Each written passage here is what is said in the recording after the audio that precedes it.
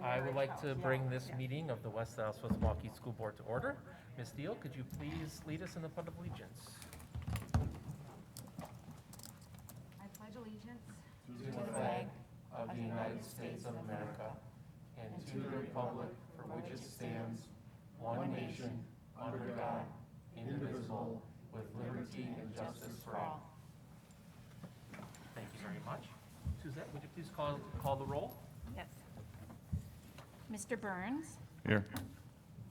Mr. Eustruck? Here. Mrs. Kaiser? Here. Mr. Sikich? Present. Ms. Steele? Here. Mrs. Carr? Here. President Lee? Here. Mrs. Justum?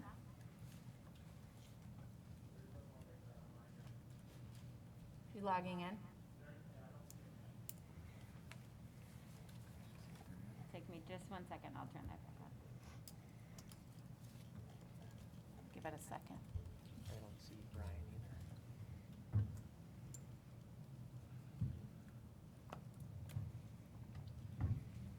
There we go. Okay, Mrs. Justum will be joining remotely, and Mr. Keller also plans to join remotely. Brandon, can you let me know when they join? Thank you. Okay. Proper notice of this meeting has been posted in accordance with the open meeting laws of the state of Wisconsin. Do we have any modifications to the agenda this evening? No modifications. All right, no modifications. Then we'll move right into item 6, the superintendent's report. Great, thank you and good evening, everybody. It's great to see everybody again. We'll start with our return to in-person learning update. So it's up on the screen there, and this is pretty short and sweet because not much has changed since the last time we met. So I'll touch on our guiding principles, where we are with health metrics. I'm going to talk a little bit about test to stay protocol, which is kind of new information. We don't know a lot about how this may work yet, but I think it has some opportunity for us as we lean into January. And then where we are with next steps. So again, we're focused on safety and well-being as we've come back to in-person learning, really focusing on learning that works for all and trying to get all of the learning opportunities back on track, being responsive, flexible, and then practical. So where we are with the metrics, I think everybody is aware that community-wide spread is pretty significant again, right? So we've definitely turned in the wrong direction, and we've actually for the last, I didn't look when I got back to the office, if I had an update from the health department. But you can see we've changed colors from the orange back into the light colored red, so we're in very high. And it's gone, one of the metrics that are in very high came down a bit. So the West Isles, West Milwaukee COVID burden status or burden rate came down just a tick. But percent positive is up and highest we've seen in a really long time. So that's not good news for us. But go to the next slide. What is interesting, our internal metrics have stayed really stable and actually have come down a little bit. So that one is interesting to me. So we continue to track, the positivity rate and then the percent of its students and staff combined that are in quarantine. And again, if we hit, 5% in each of those metrics, that's when we would start to close classrooms and schools, and we have not had to do that so far. So we've been fortunate in the fact that we've managed to keep classrooms and schools open. And so we're going to continue to watch this. These data points will, there'll be a gap, right? Because we're not going to have kids in school for a while. And so we'll want to get in, a week, 2 weeks into January to see where we are internally. Hopefully, after the holiday, we don't see another spike in the community. Hopefully we're, working through what is the latest variant so we can really start to talk about is it time to change mitigation practices. And so one of those is now called Test to Stay. It is a protocol where students that are close contacts but are asymptomatic, and this is right out of, I think I should have put the citation on here, I apologize. I pulled it out of the New York Times. So the CDC is now talking about this as a protocol. Some school districts in our area are using it as a way to limit the number of days of quarantine, especially for asymptomatic students. So under what the CDC is talking about is students would test at least twice per week if they're a close contact and they can stay in school. If they develop symptoms, obviously they need to go home. What's happening locally, though, is that I know Greendale's been doing this for quite a while. Cudahy is about to. Their protocol is testing students every other day. And so I need to get some clarity on this. Bob Leishau, our director from the health department, reached out today and asked if we were going to be interested in test to stay, and I said absolutely, so we should talk. And that's as kind of as far as we are. We do have testing that's been going pretty well now at Irving, but this would require really a ramp up in testing. So we would really want testing at every single school, or enough testers that can get around to every single school where we have kids that we know need to be tested.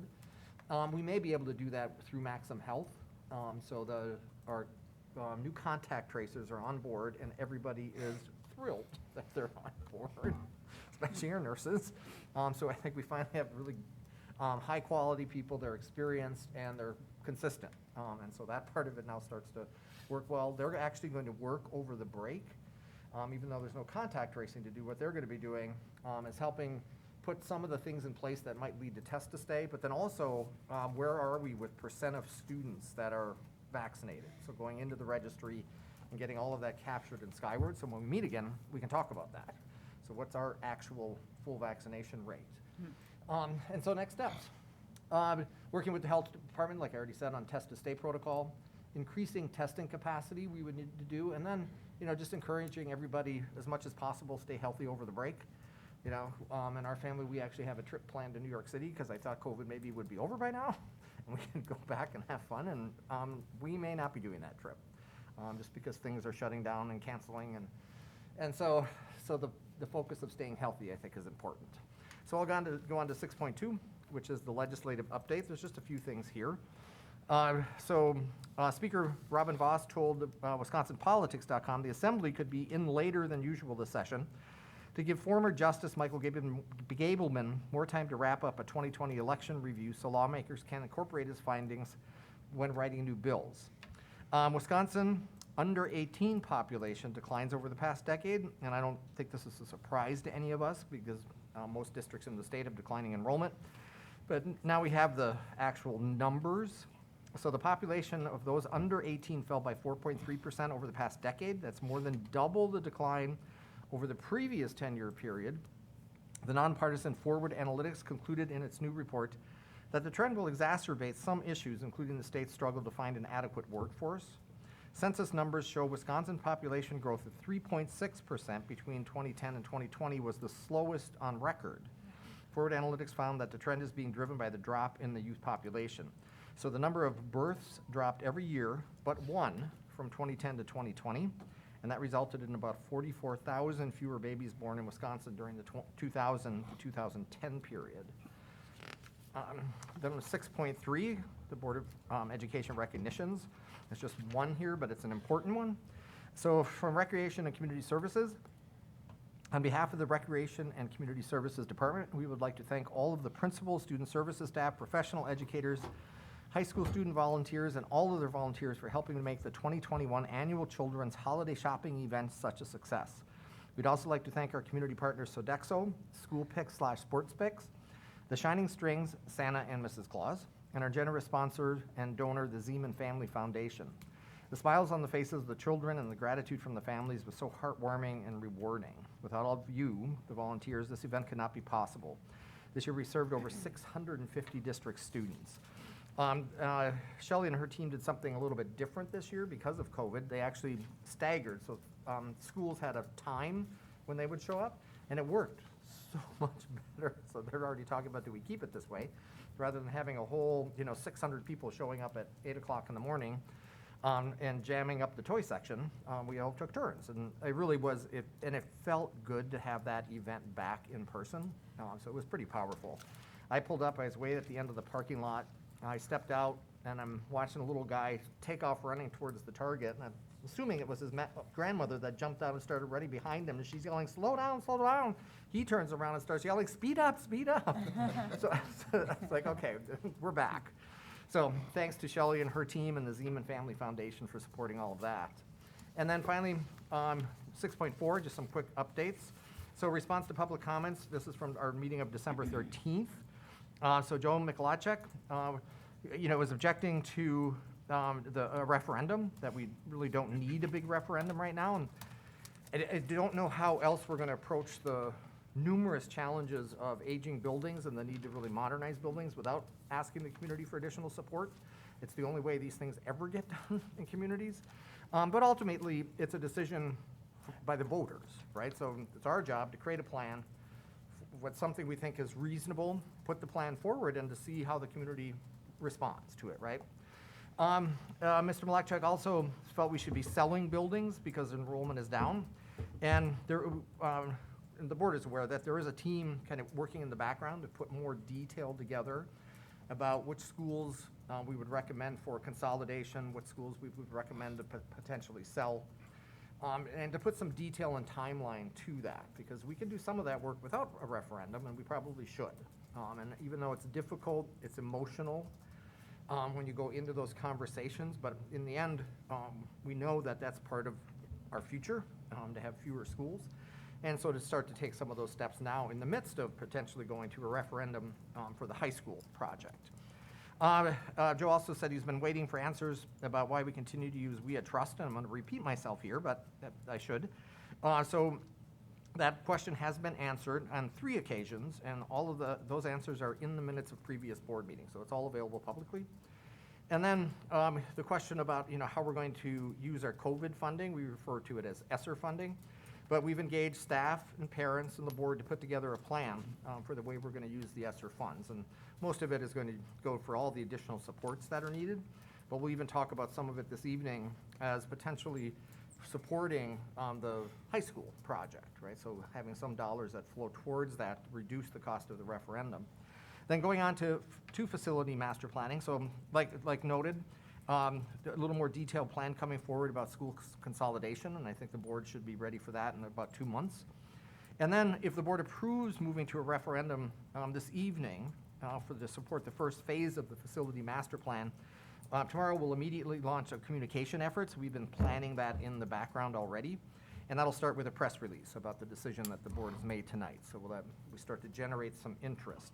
And then finally, just a big happy holidays wish. I really want to take the opportunity to thank all of our students, parents, staff members for working really hard to return us to in-person learning. And we know it's not easy. The challenges that we're facing are everywhere in the country. But like I said, we're in a long game now. We're in a long game to get back to a place where kids are connected, where we feel supported, where we're fully staffed. There are no quick fixes to any of this, and similar to our facility master plan, it's a long game. And so we got to be committed to the hard work of the long game at this point.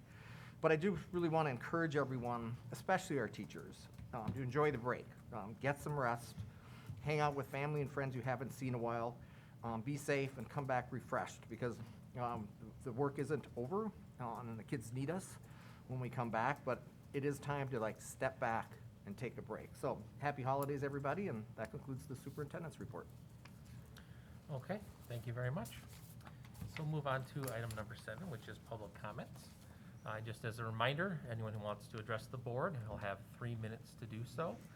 You must state your name and your address before coming up, and you must sign on the sheet, the online form that we have for public comments as well.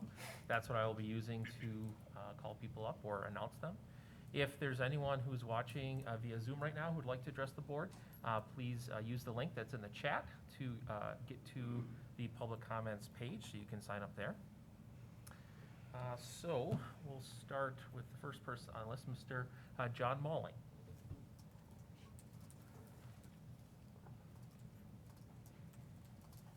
Good evening, my name is John Mulling, 3850 South Pole Drive in New Berlin. School boards all across the country are denying that they teach CRT or progressive liberal ideologies. And you always say, not here, not here. This book is in the Hoover Library, probably for K4 first graders, ABCs. A used to be for apple when I went to school, B for blue. In this book, A is for activist. B is for banner bobbing. C is for creative counter to corporate vultures. D is for democracy. Equal rights is E. F is for feminist. G is grassroots. H is for healthy. Indigenous and immigrant. J is for justice. Kings is not the way we go for K. LGBTQ is for L. M is for megaphones marching. N is no justice, no peace. O is open minds. P is for peace march, peace march. Q is for question, questioning qualities, counter false assertions. Radical reds. Money, or S is for solar, hitting them all. T is for trans. U is for weekends. I don't know how that got there. U is for workers. U is for union. Yes, union. V is for Vox or voice. W is for wondrous world. X is my favorite one. Malcolm X. Malcolm X once said, quote, "I see America through the eyes of the victim. I don't see any American dream. I see an American nightmare." He also said, quote, "You show me a capitalist and I'll show you a bloodsucker." And then Y is for youth, which is good, and Z is for Zapatista. I didn't even know what Zapatista was, so I looked it up. Zapatista was a group, a national liberation army that declared war against the Mexican government on January 1st, 1994. This, ladies and gentlemen, is in your library. And my question is, why? That's the ABCs that a first grader can take home and show to his parents. You ought to be embarrassed. Okay, thank you very much. Move on to Mr. Joe Mikolajczyk.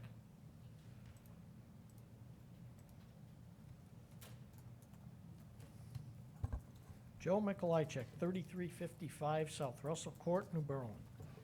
Number one, we do not need this proposed referendum. Enrollment is down, and we already pay 45 to 50% of our total property taxes for this school district. For most property taxpayers, this is more than we pay for all city services. Number two, your proposed referendum is for $150 million. That is $21,000 per student. It's excessive. Number three, you are not being honest with the citizens when you propose this $150 million referendum. Your own school administrators and architects stated last week your proposed construction will cost over $170 million. But don't worry, you'll somehow find a way to get another $20 million from the taxpayers. Number four, this board has been a terrible steward of the public money. Just a few examples. $17 million plus pension loss. The recent $20 million referendum that failed, and under the leadership of Mr. Unelected Educrat Lexmond, you went behind the voters' backs and wishes and got a state loan for $20 million. Most recently, the loss of $840,000 associated with the Recreation and Community Services building, not a school building. Nothing happened about this loss. It was swept under the rug. But after all, it's only $840,000. No one has been held responsible. And I think Ms. Caitlin should be fired. Number five, Mr. Sikich, Mr. Ustrick, and Ms. Justman, who, by the way, never comes to these meetings, I come to more meetings than she does, should pay close attention to voting for this abomination, because you will most likely be voted out of office. You vote for this, and there is no doubt in my mind. Goodbye and good riddance. You need to go and every election cycle, another 3 board members should be voted out of office. This is a terrible board. Okay.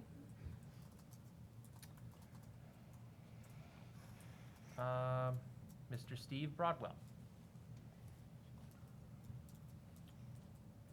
Steve Broadwell, 12965 West Ohio Court, New Berlin. Here's a list of 47 books deemed sexually explicit and in some cases pornographic by the watchdog group Public Advocate that I'd hoped to look up in a couple district libraries. But I was told by you, Marty, that expecting a citizen to have access to a school library database is not acceptable. I asked you to explain, but crickets. I did manage, though, to get my hands on the information I needed and found 24 of the 47 books on that list in our schools. Out of Darkness is one I read. Here's a scene between a stepfather and his young stepdaughter, available to kids in Hale, Dotke, FLW, Lanes, Central, and West Milwaukee. Henry came to the side of her bed and pulled back the covers. Naomi sat up quickly and scrambled backward. Shh, he said. He took one of her hands in his and squeezed it. Come on over here. He pulled her to her feet close to him. He shifted in his pajamas, and the part of him that made him a man stuck out, reddish purple and frightening. She had never seen one before except on a baby. This was different. He lifted her hand to his mouth and licked it. Then he lowered her hand down and closed it around the hardness. His hand moved hers. His left hand gripped her shoulder, pressing her head tight against the hard, flat plane of his stomach. She watched her hand move back and forth like it didn't belong to her. In the distance, she heard a train pass. A moment later, the thing leaped. Henry's whole body shuddered, and the hot mess lay across her palm and between her fingers. Henry wiped himself quickly with a handkerchief, then, never letting go of her shoulder, he urged her toward the door. Lawn Boy is even worse. It touches on pedophilia and available at Hale, Frank Lloyd Wright, Irving, Lane, Lincoln, Madison, Walker, and Woodrow Wilson. Here's one scene. What if I told you I touched another guy's dick, I said. Nick waved me off and turned his attention back to his beer. What if I told you I sucked it? Will you please just shut up already? I'm dead serious, Nick. Well, I'd say you were a fag. I was 10 years old, but it's true. I put Doug Goebel's dick in my mouth. The real estate guy? Yeah, Nick looked around frantically. What the F are you talking about, Michael? I was in 4th grade. It was no big deal. Cringing, Nick held his hands out in front of him in a yield gesture. Stop. He sucked mine too. Stop. Why are you telling me this? And you know what, I said? It wasn't terrible. This stuff is hard for adults to read, yet available to our kids in our schools.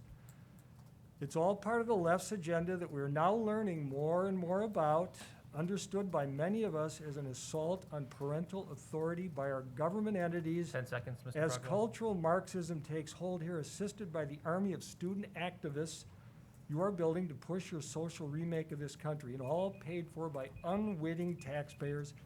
You should be ashamed. All right, Richard Seslak.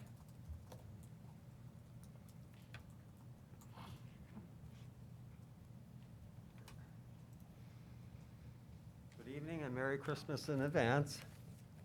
And thank you for letting me speak. Richard Seslak, 1545 South 92nd Street, West Dallas. And I researched a couple of things with regard to COVID. And I found some very revealing things about the COVID in the United States as a whole. And you know, we're all involved in this and we're all affected by this, and we're affected pretty hard at times at this. And there have been deaths because it is a virus and it is a true virus. And there have been deaths from the virus. And any death is tragic, to anybody, and with regard to, and then some of them are very horrible because of the COVID deal. However, I looked up some of the stats of it, and this is actually from the CDC website. And this is from 2020 in April, where it was probably the peak of the epidemic. Probably started around, I think it was like January 22nd, I think we heard first about COVID coming into the country. And we found out by April there were 375,000 deaths in the United States. Okay, that's in the United States as a whole. Now you look at the population of the United States at that time was 331,449,281. So I thought to myself, you know, 375,000 compared to, and it is bad that anyone dies, but you have 375 deaths compared to 331 million people, throughout the span of a whole country, and they're calling it a pandemic. Pandemic, meaning pana means world. Well, maybe in other parts of the world, maybe it was a pandemic, but it was never a pandemic in the United States. You look at these are, you can't, disagree with these stats because they're online, they're from the CDC, they're from our own government, which you get your stats from too. And so I looked up and I took 375 and I divided that by the population of the United States. For that part of the year, only 0.00113% died from COVID. Now, if you look at the whole year, now I found out what it was around, I saw it on TV, it was around 655,000 for the whole year. 10 seconds, Mr. Cieslak. Well, in other words, what I'm saying is we're exaggerating this virus too much. And it ought to be over. And we need to start just eating better, get our immune system, eat fruits, vegetables, water, drink water, exercise. That's what's going to build not a vaccine. Your body wasn't designed for vaccines and pills. Food, good food, green vegetables, that's the stuff that's going to keep you healthy. And if something else comes on, you don't have to worry about it. Not as much as we did. Anyway, that's it. Thank you. Thank you. Thank you. Let me talk. God bless. All right, Deborah Morin.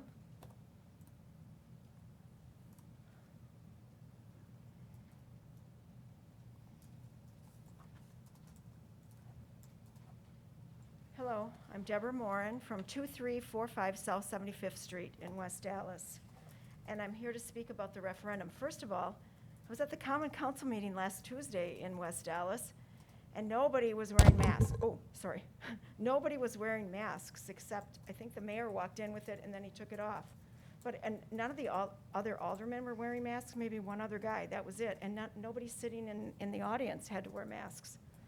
So I'm not sure why we have to do it here, other than your government is different than the city of West Dallas, but you might want to ask, because we're still in the same city, so I'm not sure what difference it'll make. But the reason I'm here is to talk about the referendum.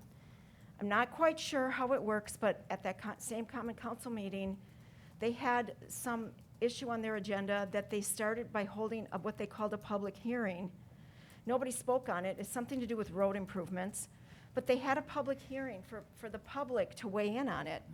Now, with your referendum, it looks like you pass it first before you hear from the public, and then you hear from the public after it's already been passed. So my question is, are you interested in hearing from the public before you get to this stage so you can get input from the public as far as, because you're proposing some pretty big changes to the community, and I'm not sure I've seen any public hearings, I may be wrong, but I'm not sure I've seen any public hearings to this point.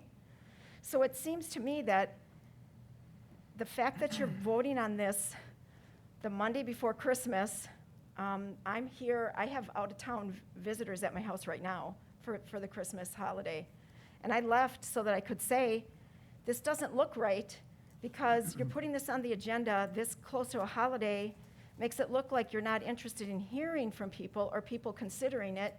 You're trying to pass it as quickly as you can when people are paying attention to something else. It's like they're out-of-town guests and, and getting ready for the holidays.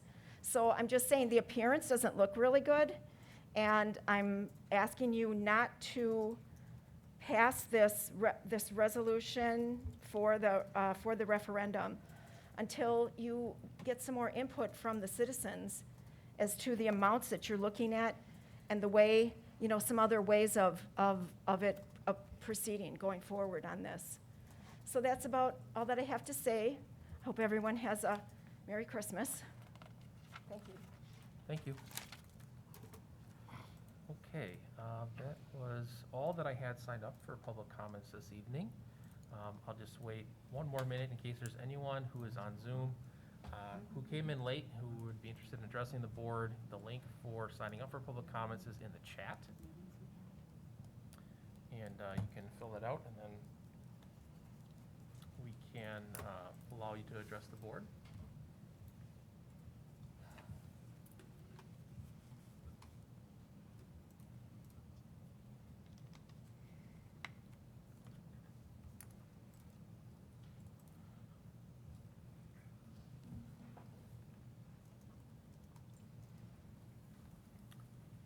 Okay, I'm not seeing anyone else additionally signed up, so we're going to close public comments at this time. And we'll move on to item 8, which is our board reports, starting with item 8.1, which is a review of the board calendar.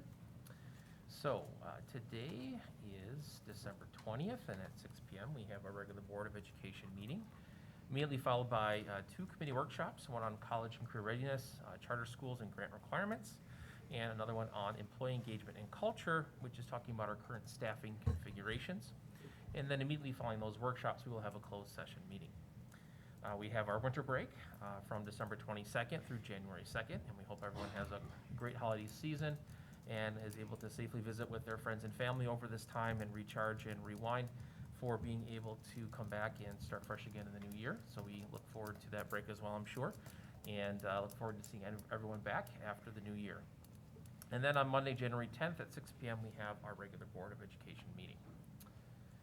Let's move on to our board committee reports. Item 8.2.1, Life Readiness through College and Career Preparation. Mr. Eustruck? So we met December 13th, and it was me, Kristen, Deidre, and Amy, and we had Steve Carr come and present a little bit about our youth apprenticeship opportunities and our Start College Now program. So we have current opportunities in culinary, CNA, IT, autos, manufacturing, business, and finance. We are also looking for more community partners for some opportunities for our students. So if anybody knows anything or has any leads, please let us know. We'd love to partner with you. We've also partnered with Wauwatosa, Brown Deer, and Nicolay to share opportunities between districts. We have some students participating in Start College Now through MATC, Gateway, WCTC, and the early college credit program opportunities are provided through UWM, Marquette, MSOE, and Wisconsin Lutheran University. And these opportunities, I mean, what a better way to provide our students with an opportunity but to get some college credits before they graduate high school. So that's something that we're looking to increase more opportunities. So. Prior to the pandemic, we had a good start to doing some of this work, and then obviously, we've been kind of taking a little bit of a step backwards as far as participation, but we look forward to building more relationships with community partners and really promoting this program and moving forward with this. So, and then our next steps, Steve will share some data on additional participation rates for our update in February. Okay, thank you very much. Anyone have any questions or anything for Bill or his committee? Let's see if Brian had anything. Brian, you good? Okay, Brian's good. Don't see Heather yet. Working on it? Okay. All right, so no other questions. We'll move on to item 8.2.2, which is financial stability and efficiency. You, Jane, gotcha.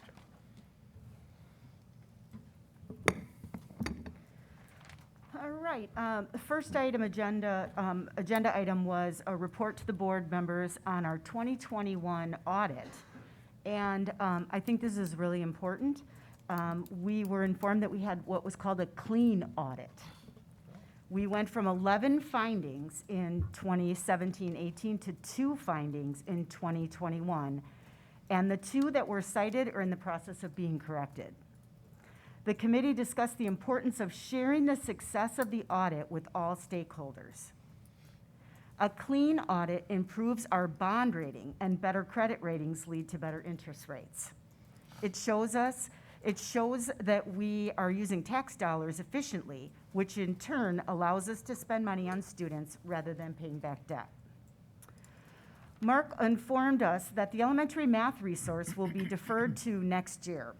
Teachers are learning a new ELA resource, and best practice tells us it's important to focus deeper than wider. So we will put that on hold till next year. The next agenda item was raising substitute teacher pay, and this will be up for discussion and approval tonight. Merck provided a benefit enrollment update. Of the active employees, 934 out of 935 made an enrollment selection.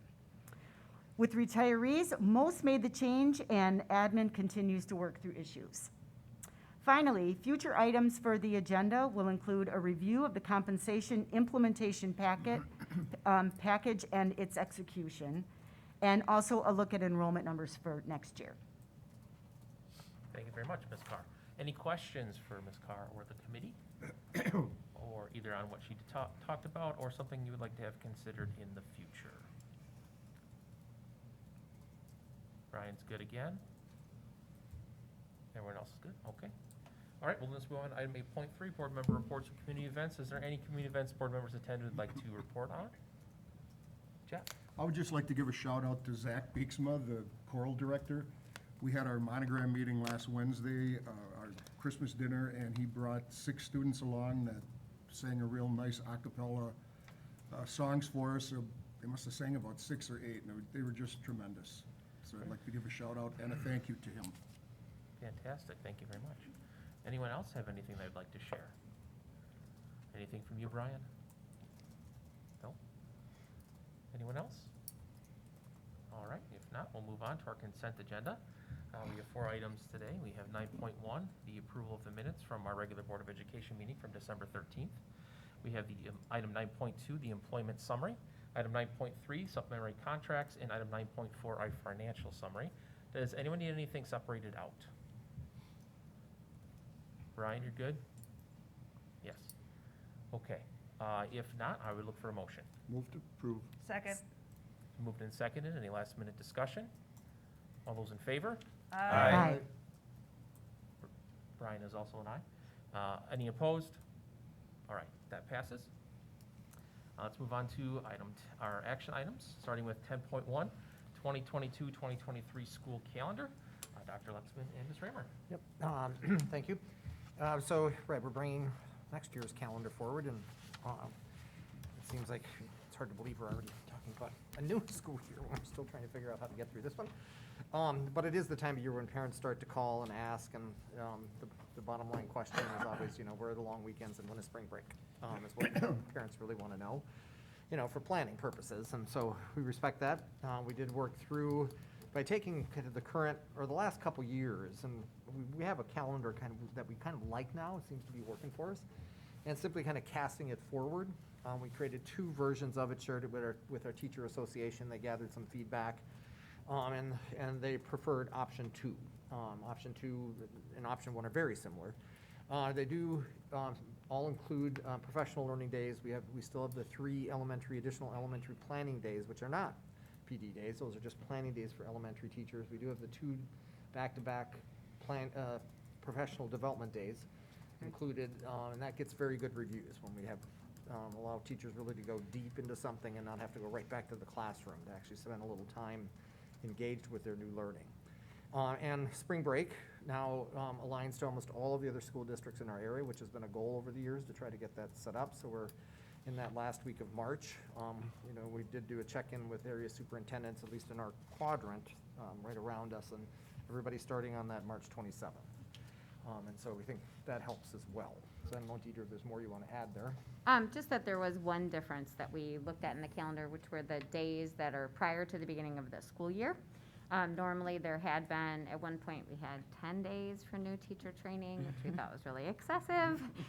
So we cut it down to 5, and then we really had reduced it to 3, and we reduced it again to 2 by the 3rd day. In the last 2 years, we had the teachers back in their classrooms, back in their building, meeting other staff, doing those types of things. So this allowed us a couple of things. One, to not start back in that, earlier in August, so that it really does start clean at the start of a Monday week. And it still allowed us to put at least a day between when teacher week, when the teachers are there for their professional development days, and the student contact days. So we were careful to leave a day in between so that there's a non-contractual day right before the students return for the teachers to be able to take a break. But it also allowed us the opportunity to really look at whether or not we needed 3 full days of new teacher training. And we feel confident that 2 combined with the 5 they get with the whole staff is enough. And it's an important retention strategy to not have too many things. It's, anything you can do to help attract new staff, to not have to be here that whole week before seemed like an important thing and something that we were able to do and still make all the days work. Questions? We have some. Okay, Kristen? Tiny, but there's a spelling mistake, so I just want to make sure that gets caught for the December 23rd to January 2nd winter break. It says federal holiday. Oh. So just fix A lot of new that. federal holidays all of a sudden. Yeah, so we gotta fix that. Holiday, yeah. Jeff? 2 questions, if you could help me out. The November 4th, where there's a slash through there, like it's a half day? It's a quarter. Oh, Ends okay, the so they're quarter, done. yep. It's where the quarter Okay, and So, then when it approximately lists when the grades come out. days, it says September 5th as Labor Day. Oh, my bad. It is. Yeah, it's a late, It's late, yeah, it is the 5th. yeah. All right, thank you. Wow. Any other questions regarding the calendar? And just, I'm sorry, were there any other questions? Yes, You have a question? I do. Brendan has a question. If MLK Day is a holiday, why do we have Professional Development Day on it? Because it notes it as a holiday, but then it says it's professional development. And if we're really also a district about equality, why are we having people work on what's considered a federal holiday? Yeah, it's been it's been the practice here, right? So I think when MLK Day became a celebration, I think the practice that originated here was students don't come to school on that day, but we still have professional learning opportunity. We've gone back and forth. Should it be Professional Learning Day? Should it be a day for that we encourage employees to go out and volunteer, which would be a little more consistent with the intent of Martin Luther King Day? But it would mean then we have to add a day somewhere else, because if it's not a work day, either we're paying people for not coming to work, so it's another paid holiday, or we have to add a work day somewhere else, and to get that professional learning in. So, and it's just, again, it's this cast forward, so we certainly could do it differently. I don't know where else we would recommend putting that day.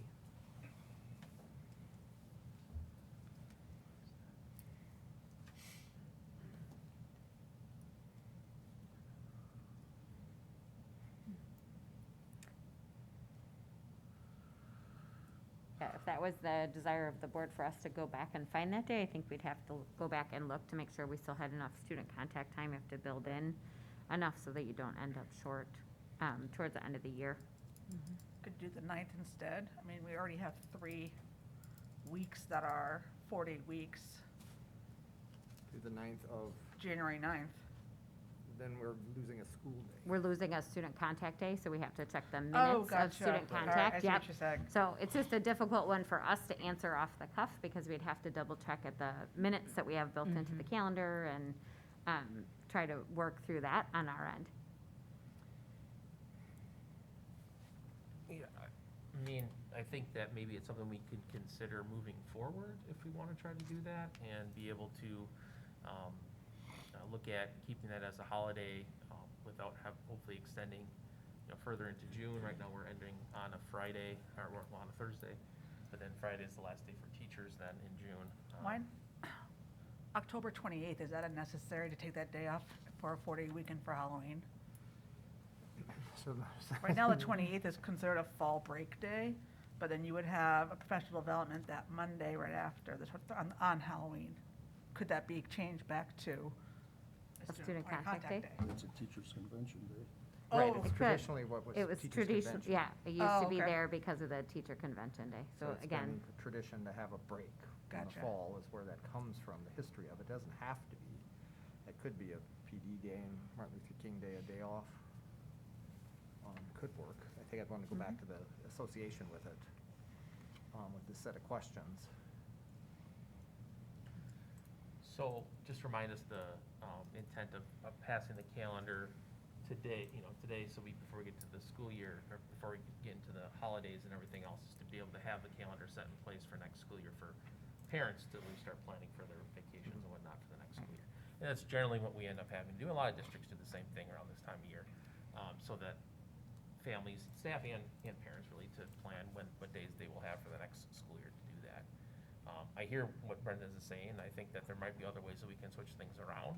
But if we think as a board that that's important to do, we're probably not gonna be able to pass that today. We'd have to push this to after the new year, and let the association hear whatever suggestions were brought up here and think what they think, if they wanna swap that day out, or not. So what does the board think? Do we wanna move forward with what we have? Do we wanna pause it and wait until after the new year? I think we should move forward with it. I know that parents are already asking about it. I know on social media, people have been asking, they want to we can make changes, but I think this would be good just to get it out there and at least, because it's not going to change a lot of our major stuff on here, so Right. at least families know what holidays, when they can do spring break, what all that stuff, the first day of school. I know people were asking about that, so, yeah, I would say we. Yeah, I think it's a good point. The board can pass Yep. this. We're not gonna move spring break, which is the main one people are interested in. Or We the can first still day of school. explore this and come back with it's not gonna be a big change if this works I'd like to out. move that we accept this with the understanding that if we can find a day that'll replace that MLK day, that we do that. Yeah, and we've made adjustments to the calendar after the fact, Yeah, before we do one this in other year, years. so. No. So we can do it that way. Everyone okay with that? Brian, you good with that? Yeah. Okay, so then I would look for a motion. I just You made just one. made it. Yep. Second. For a second. Moved and seconded? Right, all those in favor? Aye. Opposed? Brian was also an aye. Okay, good. That was good. Okay, that passes. We move on here to item 10.2, the substitute teacher compensation increase. Ms. Marshall? Good evening. We come today, we've been doing a lot of study and data analysis of our current substitute situation. We currently, our fill rate is about at the national average, which is, ours is at 39%. One of the issues that we're running into is the current sub rate. We have not had a major increase since 2014. So we had some data pulled this summer, July, and working closely with our finance friends to see what exactly is reasonable and what the district can afford. We would like to propose raising the rate. We think this will help attract and retain substitute teachers. We currently have 51 active substitutes. I also have an additional 8 that have signed up but have never worked a day. And again, we're trying to solve this issue because it puts a great strain on the students as well and the teachers. So the current rate for a regular substitute is at $110. We're proposing to raise that to $130 per day. We'd like to increase the retiree substitute teachers from $135 up to $150, long-term substitute teachers from $140 up to $160, building substitutes from $165 to $175, and building special ed substitute teachers from $180 to $185. Okay, questions? Yes. I'm just, where did you get these numbers from? Like, I guess I'm just trying to figure out how you decided on what the increases should be. Are these comparable to other places, districts around us, or? We, again, this summer, there was a study done that pulled data from all of the CISA regions, and that's how we came up. That we also took into consideration of our starting entry-level teacher salary. We didn't want to get too close to that. And of course, we also took into consideration where we were with the budget, so that we're not stressing the budget. So it was multifaceted. Okay. Other questions? Jane? So maybe if we raise sub-pay, this might not happen, but it has been practice in our district that if a teacher misses their prep, then they get reimbursed. Is that correct? Right? And I do find that that is the case. However, I don't find it's the case with all teachers. I think that sometimes our specialists, our reading specialists, or our innovation coaches, a lot of times they are asked to do some subbing and they do not get reimbursed. Again, I know that you'll probably come back and say, well, it's not their prep, but if you're asked to do an extra something that day, and your responsibilities and your students then go on the back burner. So I know it's been past practice that we are not paying all teachers when they sub in the classrooms, and I'd like that to be addressed. So Jane, I'm sorry, Yeah. Mary, Go I ahead. No, didn't that's fine. interrupt. So that is not really noticed for discussion tonight. We're talking about sub-pay. Right. What you're talking about is a separate thing, which is reimbursement for staff who are filling in for people Right. who are not there because we don't have subs, so it's tangentially related but not directly related. I But if- definitely think that should be something that we bring up in committee, though. The committee that you're on would be 100% to address to ensure that all teachers, if they are taking up their prep time to fill for subs, Right. should be getting the same compensation, if that's what we want to make sure that we're doing as a board. I just want to make sure we're staying on the topic of this because it's a little separate from what we noticed. Okay, as long as, well, we're voting on raising pay for them, and if we don't address that, then, and we raise that pay, are we able to do that then? Would we be able to address it later? So I see these as two separate things. So these are substitutes of teachers who are not in our district, Mhm. who are coming in and filling for staff that are full-time staff Mhm. that are not able to be in for one reason or another. Mhm. And because we can't fill those positions, the problem that you're bringing up right now occurs. So if we're able to fill those sub positions at a higher rate, then we don't have to ask staff to take up their prep time Right, to fill and to watch another person's class. right. That's how I'm seeing it. All right, then can we address it in committee if the problem continues? And Yeah, 100%, yes. We definitely can Yeah. do some research on Yeah. that subject. But, and again, and we've talked about, we recognize subs, it's going to continue to, it's a nationwide issue. It's going to Mhm. continue to be an issue. And this is just another component of trying to solve this. Is this going to solve my issue altogether? Oh, man, I would love for that to happen, but we have to be realistic. So we're attacking it on a number of different angles, and this is just one angle of Okay. that. But it's a big angle. Jeff? I just want to explain that I'll be voting against this, and mainly because we have teachers that have been with us for a long time that somehow fell through the cracks of the compensation plan that was put out that did not receive any increase in salary at all. And I guess I'd rather see our loyal workers that have been here with us get a raise than a sub. But I don't like voting against something if you don't understand why I'm voting against it. No, thank you, Jeff, for explaining. Any other questions or comments? Brian, did you have any? Is Heather on? Okay, just want to make sure I give her opportunity if she's here. All right, so if there are no other comments or questions, I would look for a motion. Move to approve. Second. So moved and seconded. Any last minute discussion or any further comments? All right, all those in favor? Aye. Opposed? Nay. All right, Brian was an aye. Thank you. All right, so that passes. Thank you very much. So let's move on to item 10.3, our facility master plan approval. Mr. Duff and Mr. Eichmann. Have Steve do this. Thank you. The purpose of the proposed long-term capital improvement plan is to specify updated purposes for which the funds can be expended from Fund 46, which is a long-term capital improvement trust fund. And this is for a 10-year period from 2022 to 2032. And it's specified in the law for this, it has to be a minimum of a 10-year plan.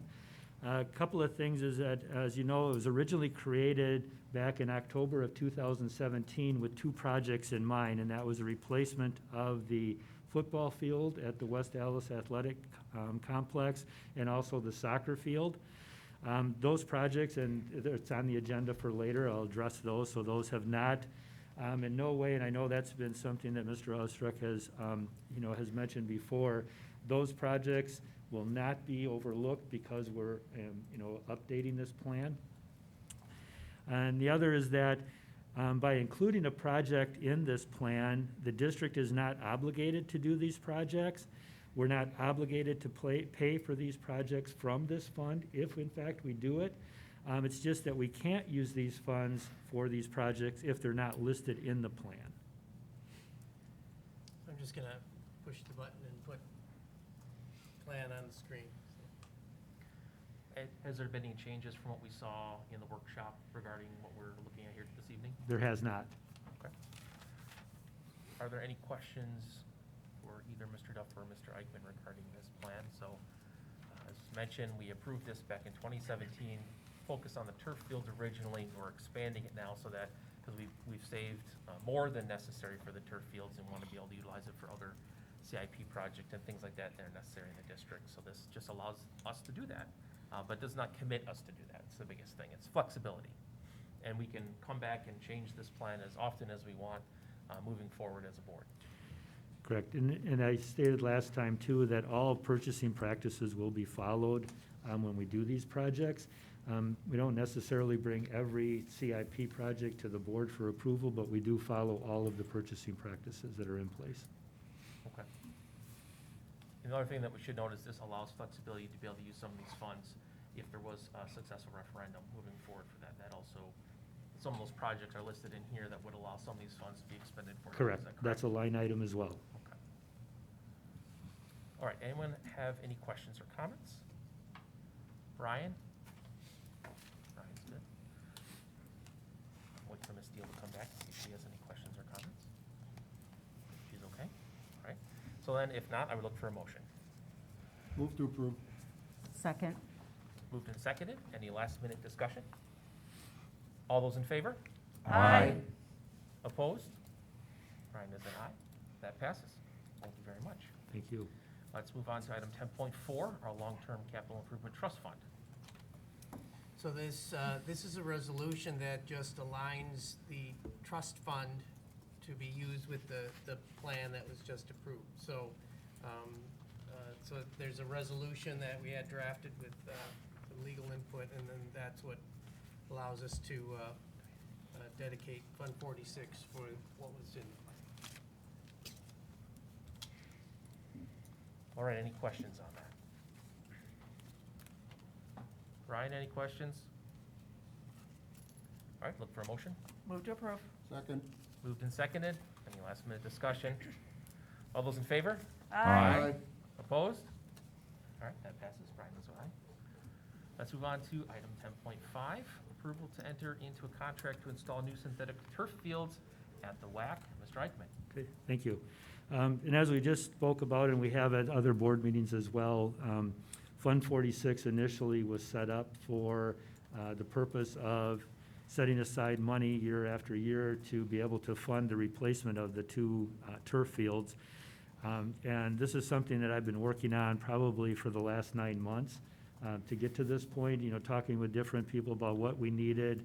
Because I know what we have, but there's been a lot of changes with the technology in terms of turf fields and padding. So just making sure that I understood everything that was out there, what we were looking for. Worked with the athletic directors and also with Ms. Strasser to see, how did they use the fields? What would they be looking for improvement? So in addition to replacing both fields, and both of these fields, we would start, if this is approved, we would start at the end of the day after graduation, and it would be completed by the start of the fall football season. A couple of the improvements that we'll be making in addition to taking out the old turf and replacing the padding and the turf is that currently now on either side of the field, the football field, there are long jump pits and pole vault pits. Those, as part of this process, will be relocated. And we're doing that for a couple of reasons. One is they're really close to the sideline and the end zone, and so we feel it's not safe to have those metal, frames there that have the sand in it. One, sand and synthetic turf don't mix well together. It reduces the life of the turf. The other is that if we relocate those pits and those approaches, what we're able to do then, and I'd have to go back and look for sure, but it's somewhere between 25 and 30 feet of additional width of usable field that we can use. And so in talking with the athletic directors, what we'd be able to do then is use that for soccer as well.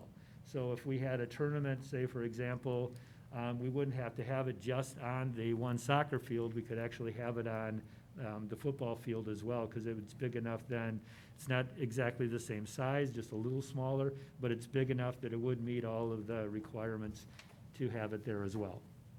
So that's some of the improvements that going through this process and talking with them that we've come up with as well. The other is that last year when we decided that we were going to have graduation outside, due to COVID and all of that, one of the questions that came up was, can we move the goalposts at all and turn them around so that we could build the stadium or the stage in front of, right in there? And the answer is we couldn't, because right now they're buried in 12 by 12 by 6 foot of concrete. So they're immovable. So part of what the improvement here would be is that we would have rotating end posts. So we'd be able to actually turn them around 180 degrees so that we'd be able to build a stage then in the end zone, whichever end zone we wanted to. The other thing that we'd be able to do, and this increases the longevity of them, is we would have hydraulics added so that at the end of the football season, we could actually lower them underneath the turf and then cover them up. The goalposts. The goalposts, yes. And then at the soccer field, currently we have synthetic turf there, but there is no padding underneath. And with this proposal, we'd be adding padding to that field as well. So we'd be putting in new and improved padding under the football field, but we'd be adding padding that doesn't exist to the soccer field that's there currently. We'd be able to do both of those fields, like I said, next year, start in the spring of 2022, have them done by the start of football. The other is that going through TIPS, which is a national purchasing consortium. Once, if this is approved, then we submit that to TIPS. TIPS looks at all of the pricing, and they either say, yes, you meet the margins that we set up based on this, or they can always come back and say, no, you set it too high, and then the price gets reduced. The overall price for all of this, and another thing that we talked about in the past was the putting logos on the field. And so what I'm entering into here or proposing here is that at this time, there would be all the markings for, the yard lines and the soccer and the football fields and all of that. There just wouldn't be any logos currently. And then what we would do within 2 years, so by the end of the summer of 2024, the company would come back and put in whatever logo the district decides between now and then that they want to put in, and they would put it on both the football field and the soccer field. Because I thought that was the more prudent approach than putting in something now and then in a year or two, go back, take it out, and pay to have it replaced. So we built that into that as well. The other that we talked about the timing and a possible issue with the timing, given that you have to go 5 years and 1 day after the creation of Fund 46 to be able to use those funds. And we currently have set aside $1.625 million is what we're projecting at the end of this fiscal year will be available. And this total cost is $26,000 higher than that. But I've also worked with the excavating company and with the turf system company, and they both agreed that if we enter into a contract with them and we agree to pay them by the end of October 31st, that they would not charge us anything while construction was going on. They wouldn't add any interest, nothing. They just, with the understanding that when the work is done, you pay us by October 31st. The other is that in the last 12 months, the cost of synthetic turf fields has gone up on average 23%. Some areas it's been higher. They are anticipating a 10 to 15% increase on January 1st, and they're expecting within the next calendar year, which would be 2022, that they could see an overall increase anywhere from 20 to 35%. And just at a 20% increase from the price now, that would be approximately $370,000 more if we waited until the spring and summer of 2023 to do the same work. Okay. Question, Jeff? Where would the pits be relocated to? Inside the area or outside, like where discus and shot is? One of the areas that we're talking about is on the, it'd be on the soccer side of the field. There's a long open area there. Would relocate that one storage shed that's there, and we'd be able to put in both of them in there. One of the reasons we like that idea as opposed to putting them out somewhere else is that people could still sit in the stands and have a reasonable expectation of being able to see what was occurring. Thank you. Bill? You know, I just want to say that, you know, we, in the school district and stuff, we get a lot of heat on stuff that we, you know, that people don't like and this and that. But I think this whole process of the way this was handled from back in, when we put the fund together to where we are right now, to be able to have this money and to not worry about it and to be able to provide what we already have, a top shelf athletic facility, which now we will be able to even make it even better and maybe to attract some regional type tournaments and that sort of thing. So, you know, it's, I want to toot our own horn a little bit and just say this is one of the positive things that we have done for the district and the stakeholders, I think, and shows our commitment to being fiscally responsible and giving back to the community and providing for the community and the stakeholders. So I'm really excited to see this happen, and I'm really excited to, whatever happens, that they'll be coming back and putting whatever logos that we need on that field in 2 years. So that's exciting as well. So thank you, and thank the board, and Dr. Lexman, thank you. And Yeah, and I part of this appreciate it. contract as well is that if we have any issues with the turf at any time, that they'll be here within no more than 24 hours to address it. And the other thing that I like as well is that this is, you know, we have padding underneath the football field now, but this is better and improved padding. So it's gonna be safer for everybody that uses that field. Drainage-wise, it's more improved. And the other is that with the soccer field, it's my understanding that youth football practices is there as well, and there's no padding there now. So this will make it safer for everybody that uses the fields as well. So not only are we getting the latest technology in terms of synthetic turf and all that, it's gonna be safer for our students and the community that use the fields as well. And now we just have to fix the scoreboard. Yes. Yes. And I've been in contact with the, Yes. well, I've been in contact with the athletic directors about getting a new one, so, and they had some ideas, so we're working on that as well. Good to hear. Kristen? Could be great for the marching band, too. Yes. I want to make sure I confirmed, because the note I wrote down was making sure that the agreement will be, the agreement says that, I know our Fund 46 isn't available to us till like October 23rd, 2022, correct? Something to Correct. that degree? So it's geared, we'll have it earmarked, it's all set to go. We're not paying we're not paying an IOU, it's just, it's guaranteed, correct? Correct. Okay, I just want to make sure, that was my one thing I wanted to hear. Yeah, and like I said, if TIPS, once you know, if it's approved and it's submitted, if they come back and say, no, you know what, this has changed, that has changed, and the price goes down, it's right in the contract that they have to honor that Great, price reduction then. great, thank you. Any other questions? Brian, did you have any questions? No. I have a couple questions. Okay. First, the excavation or the movement of the pits, is that, you said, an excavation company and a turf company. Is the excavation company the one that's gonna be moving the pits, or is that something that our Yeah. staff is doing, or is this including the movement of the pits? Is it in this cost? Yes, it is, and it'll be an excavation company, and in fact, it'll be the same excavation company that did the excavating for putting in this field. Okay, all right. And then for putting the logos back on, is that a cost that's included in this cost, and that it's just 2 years later? So Yes. regardless what the cost is at that point, they're not gonna be charging us extra to put those whatever the logo Correct. happens to be? And that's why they put a cap of 2 years, because I think they feel that's as long as they can go and still honor the same price. Gotcha, okay. And then last question is, because of the giant surface area we're talking about here, do we have to work with MMSD or anything like that, you talked about drainage, for instance, where all the water comes and goes to these two fields. Do do we have to work with them at all with that, just because of the amount of water that's going in? Because obviously it's not, is it gonna absorb below the field into the ground? Is that how it works, or is it Yes. go? Okay, it Yes. does. Okay, I mean, I have reached out to them. We don't have to because we're not doing new construction. We're just replacing, so we're not adding okay. anything. But yes, I have reached out to them and talked with them. Okay. Because we have some other projects that we're working with them on as well. Sure, great. All right, I think that answers all my questions, and my questions institute any new questions for anyone else?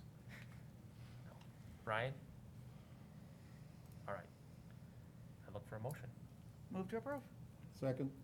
Moved and Moved and seconded. Any last minute discussion? All those in favor?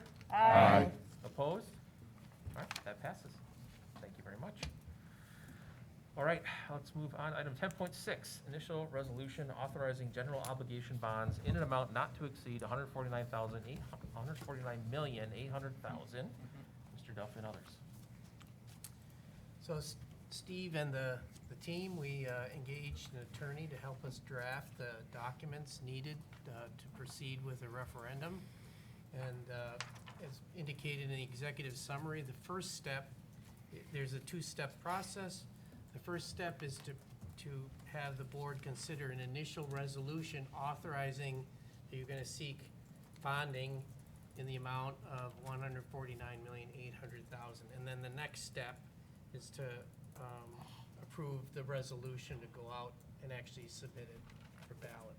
So this is the initial resolution authorizing the district to seek general obligation bonding for these funds. And so that's what this initial resolution is. So I have it here. And we do have representatives here from C.G. Schmidt and/or Bray, and then Rich Pusilaki is here. He's the executive director of the campus here from MATC. So if there's any questions about the partnership that we're trying to build with MATC to help support this, it's all kind of coming together nicely, and I think very exciting what the potential that sits in front of us. All right, so this is step 1 and 2. But if we take the first step, it would be kind of weird not to take the second one. So I want to make sure that everyone here, if they have questions or comments they would like to discuss, now would be the time to do so regarding the referendum question that we have in front of us. So I would like to open it up for any of those types of things right now.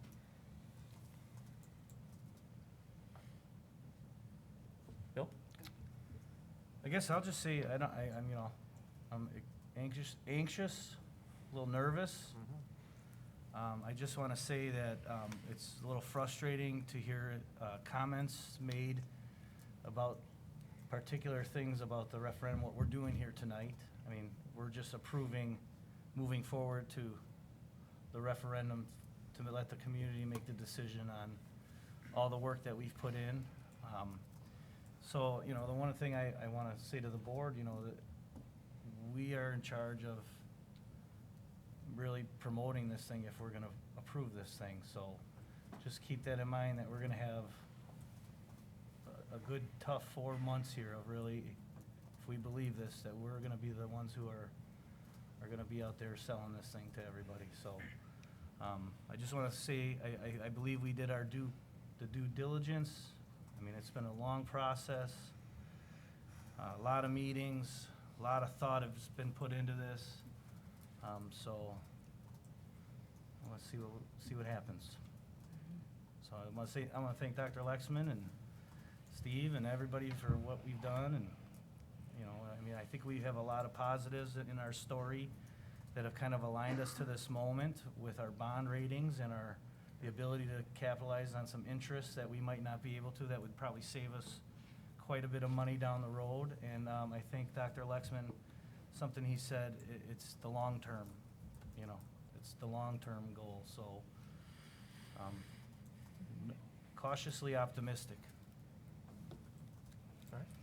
Amy? Well, I'm going to say that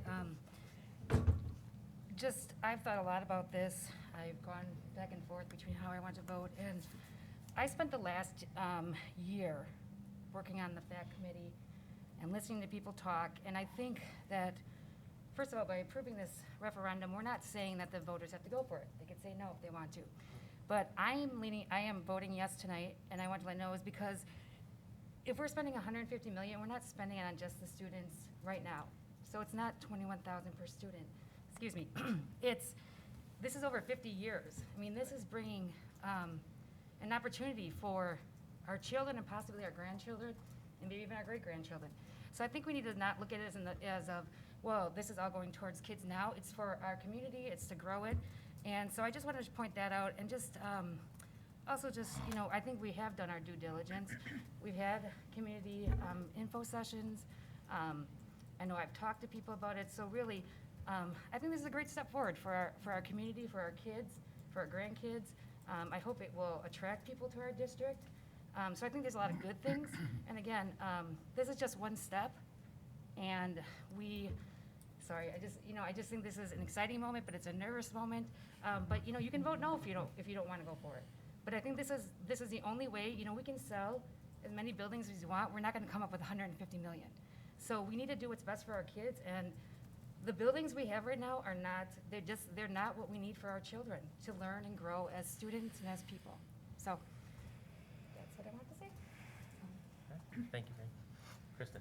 I just want to back up Bill and Amy, also the fact that I ran the numbers. We are, as a district, throwing 10 million in as well due to the sale of this building. So we are putting in that good faith effort. We've had 4 public listening sessions about this referendum survey, 2 workshops concerning the public survey.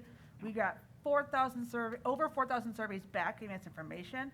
We've had 5 public board workshops considering the fact findings in Bray architecture. Our diligence has been done. The work's been done. I'm not nervous at all about this question because I think at the end of the day, we've done the work, and I'm excited to do the work after tonight. All right, thank you. Jeff? I believe we'd be remiss by not passing this, because that takes away the opportunity for the constituents to decide if they want it or they don't. We don't do this, we're basically saying we don't want it, and we don't care if you want it or not, City of West Allis. I think we want to hear their voice, and this is the only way we can do it, by passing this. All right. Brian has his hand up, so I presume he has something to say. Brandon, can you switch the audio over, please?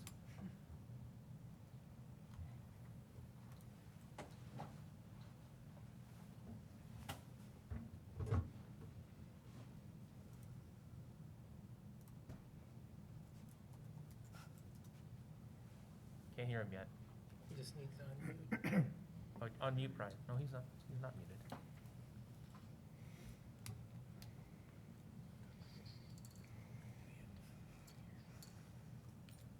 Oh, yeah, we might have to unmute that. Just unmuted here. There he is. Are we good now? You got to hear me coughing, thanks. I'll try to make this brief. I think everybody else kind of touched on some of the things that I wanted to say. I mean, we did. We involved the community as much as we could. We had 4 sessions that were open to the community to discuss what we were thinking, the plans, the findings from the fact committee. Unfortunately, those weren't very well attended. They were out there. They were advertised. We had a survey that was sent out to the community, ultimately responded to by a good number of individuals. And now again, we're looking to put this in the hands of the community, let them have their say in terms of what they think is needed for the district moving forward. I just hope that everybody does, as they make that decision, that they think about that. This isn't just about now, this is about the future. This is about what our students need. This is about the fact that these buildings are not going to continue to last. And if we don't do something now, we could end up having bigger problems that we are left scrambling for to try to make buildings suitable to continue to educate students in. So I'm kind of the same. I'm nervous and excited, but hopeful. Thank you. All right, Brandon, just switch that audio back over. Good, okay. So, thank you very much, Brian.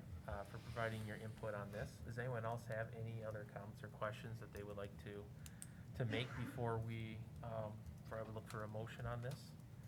Make sure everyone has an opportunity. So I personally feel that as far as asking for public input, I don't know how much more we could do between the FACT committee, the public meetings that we had for people to come, the fact that we posted it and we had a section on our website for months talking about all the things that we're doing, that we were looking at doing a referendum, that we were looking at right-sizing, and the possible plans that we were looking at to try and do that. The survey that went out to every single community member in the district, everyone was sent a survey that asked this question and another question. And the original question that we asked was different than the question that we're at right here. And originally, the amount that we were looking at was higher. And we also had a second part that was looking at doing work to West Milwaukee. And based on those survey results, we removed those things, reduced the cost of the building that we were looking at doing, and also decided we were going to put $10 million of our own dollars that we had saved from other mechanisms into this to show the community that, you know, we're not asking you to foot the whole thing, and we're trying to pick a balance between, you know, what might be the best rock star building that we could put together and what our community can support financially, and still be able to get something that is going to be overall much better for our students and staff, not only for, it's not even this year, it's not even next year if this was approved, looking at the earliest 2 to 3 years from now before people would be able to start utilizing that new building, but then moving over half a century longer than that to be able to use it. And this would be step one of a multi-step process. And so we're just trying to get the ball rolling here. You know, by the time this thing is done, if the community supports it, none of us here sitting on the board will probably still be on the board when that is complete. I mean, that's a 25-year process at the very least. Oh, Jeff will be here. So, I mean, it's something that we understand is a very long-term goal, but we want to be able to start it and hopefully be able to get the community support. But at the end of the day, the community has the voice. They will decide at the ballot box if this is what we end up passing here today, and that is why we have referendums. We're asking the community for support, and it's up to you to decide whether or not that we're going to do that. If we pass it here today, there will be many community listening sessions, a lot of information to allow for questions to be asked before we get to April when this will be decided. So, anything else before I ask for a motion? Brian has his hand up again. Brian, do you have something more to say, or did you just not take your hand down? Okay, he's good, all right. Anything else? All right, so I'm going to read this in its entirety, just to make sure that, for the record, it's clear, and then I would look for a motion after that. So I'm looking for a motion to be it resolved by the school board of the school district of the West Dallas, West Milwaukee et al., Milwaukee and Waukesha counties, Wisconsin, that there shall be issued pursuant to Chapter 67 of the Wisconsin statutes, general obligation bonds in an amount not to exceed $149,800,000 for the public purpose of paying the cost of a school building and facility improvement project to create a single comprehensive high school at a current district high school site consisting of safety, security, building systems and infrastructure updates, construction of additions, renovations and improvements, including additions for classrooms, a library, a cafeteria, a gymnasium, and an auditorium, site improvements, and acquisition of furnishings, fixtures, and equipment. Being a member of that task force, I will move that motion. It's been moved. I need a second. Second. Moved and seconded. Any last-minute questions, comments? All right. All those in favor? Aye. We have to do a. Oh, I'm sorry. Roll call. It has to be a roll call vote. Yep. Apologize. So, Brian, you're going to be last, just so you know. Okay, starting with Mr. Burns, Yes. Mr. Eustruck, Yes. Mrs. Kaiser, Yes. Mr. Sikich, Yes. Ms. Deal, Yes. Mrs. Carr, Yes. President Lee, Yes. Mrs. Justum was unable to join, so she's absent, and Mr. Keller. Yes. All right. So that passes. We will move on to item 10.7. The resolution providing for a referendum election on the question of the approval of an initial resolution authorizing the issuance of general obligation bonds in an amount not to exceed $149,800,000. Mr. Duff and Mr. Eichmann. Yeah, so this, as Mr. Duff said earlier, this piggybacks off of what we just did, and this is to actually it talks about the notice of election, which is in Exhibit B of what you were handed tonight. And it's a resolution providing for a referendum election on the question. And if you look at Exhibit B, what's in quotation marks, a lot of that is the same language as what was just read, but this is the actual verbiage that needs to be used or is required by law. And so we worked with an attorney, as Mr. Duff said. She reviewed it. We've reviewed it. She also says they have 3 additional sets of eyes internally there that review it as well. And then there is, if both of these are passed tonight, there is processes that still have to be followed within a certain period of time after this. So this one is just saying that, okay, we're okay to go and ask the question on the ballot, or put the question on the ballot. Okay, and this again, this one's a little bit longer for me to read, just so everyone. Yeah, there's it. So it's the next step, April 5th ballot, so it's in April. And then the ballot language I displayed, so it specifically talks about how it's for the purpose of building a facility to create a single comprehensive high school complex. It's for safety and security, construction, infrastructure, library, cafeteria, all the great things that go into a new high school facility. So that's what's indicated on the ballot. And as you mentioned, it is very lengthy legal documents to make sure it's all done correctly. And so that's what you'd be approving. I think you need to read that's the resolution itself through the sections. Okay. Yeah, I think through section 6, or 7, through the second. It's all Right. onto this, another page. Any questions or comments on this?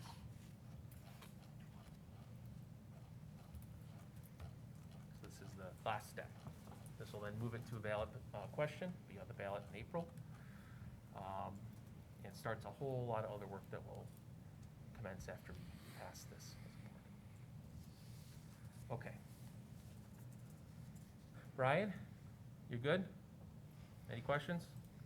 All right, so I'm going to look for a motion to, whereas the school board of the school district of West Allis, West Milwaukee et al., Milwaukee and Waukesha counties, Wisconsin, herein described as the district, has heretofore duly adopted a resolution entitled Initial Resolution Authorizing General Obligation Bonds in an amount not to exceed $149,800,000, the initial resolution.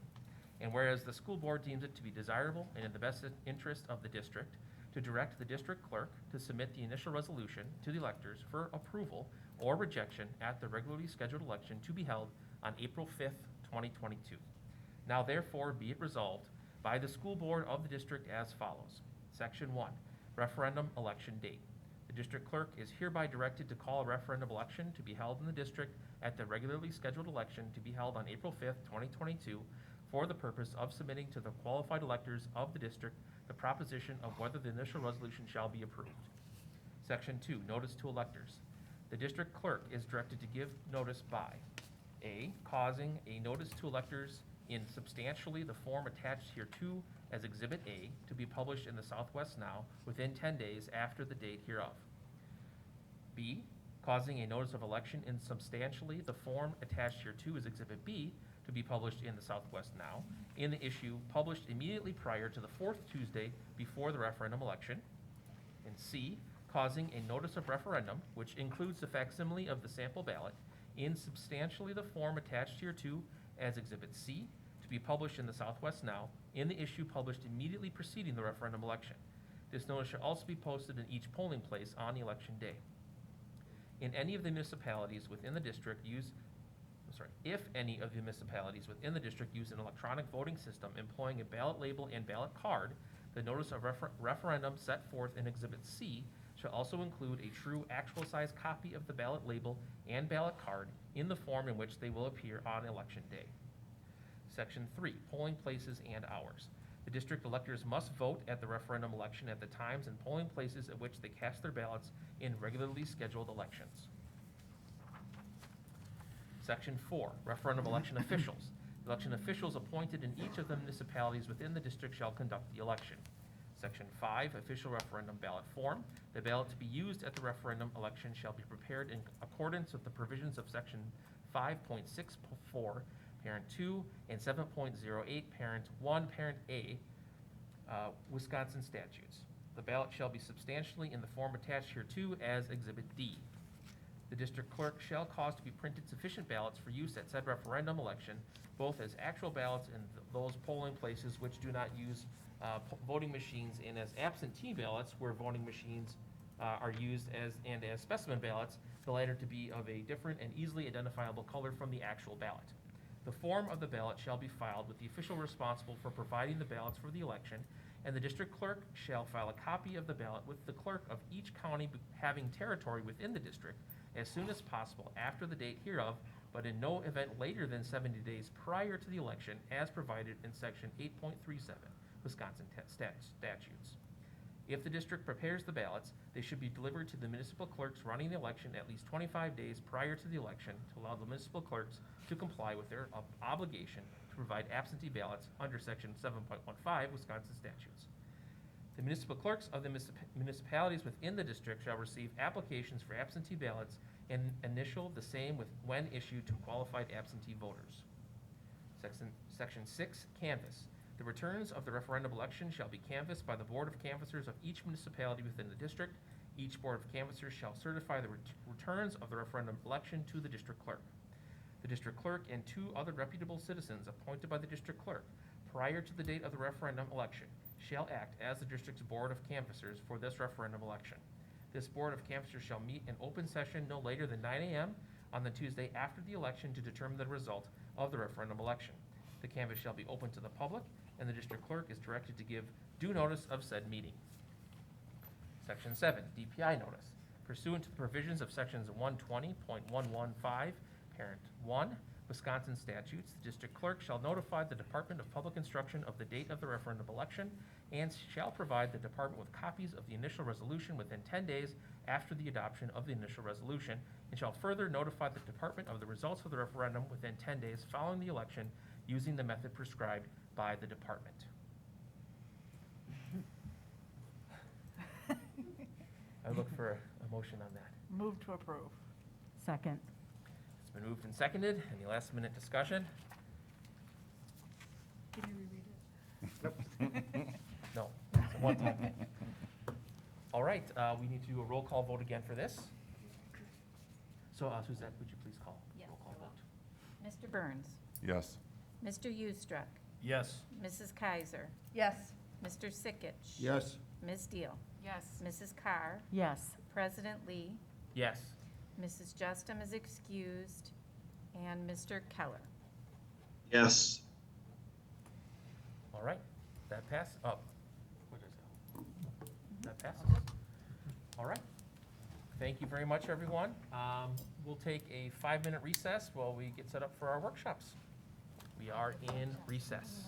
Yeah, but this guy over You guys are here starting on up. the national. Okay, we're starting. Bill Dool's guy that. Yeah, Bill Dool does it. Okay, I would like to call our first workshop to order here. So let me get back to the thing. 11.1 Charter Schools and Grant Requirements, Ms. Raymer and Mr. Hengel. Good evening, everyone. So we also have Chamomile here with us from Works, which is the organization we work with for the charter and the grant, and Devin Smith. For those of you who haven't met Devin, she is the assistant principal at our Deeper Learning Virtual Academy. So in addition to some of the grant requirements, and Chamomile needs about 10 to 15 minutes, she has assured us this evening. That's why we knew it was okay to put it at the tail end of a meeting. Adam just wanted to give some quick updates that he and Devin have been working on just as far as enrollment, because we're going to start to see staffing and enrollment trends going into next year. And so we thought it was important to update our board on our current enrollment. We just had a lottery and a selection for new seats, and we were able to fill those seats. And so just to give you guys a very short and brief update. Yeah. All right. Thank you for having us, and happy holidays to all of you. So right now, our total enrollment is 123 students, which is still like above our goal of 80 for the first year. So we've got, as just to kind of jog your memory, we have a 4K to 2 class that has 15 kiddos in it. We have a 3-4 split that has 18 students. 5th grade has 8 students in it, and then 6th, 7th, and 8th grade has 32.